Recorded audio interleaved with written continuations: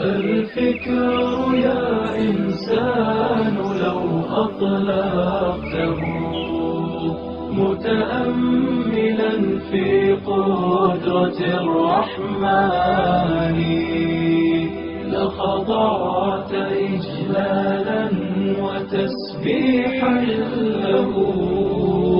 سبحانه رب عظيم الشان يعلو ولا يعلى وجل علوه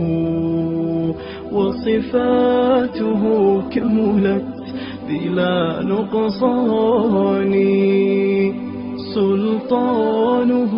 باق ويبقى ملكه هذا ويفنى كل ذي سلطان في كل شيء قد تكامل صنعه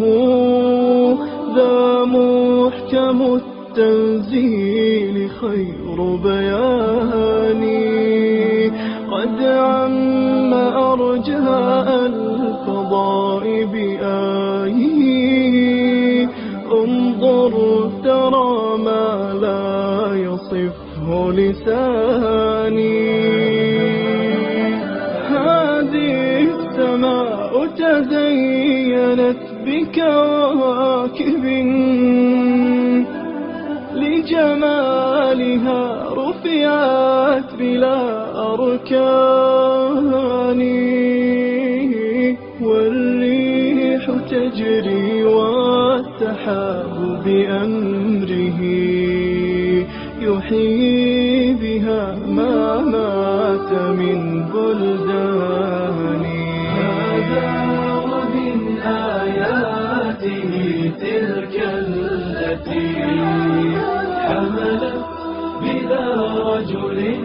ولا بهتان والكل جند للإله أماتا جندا يفض مضاجعا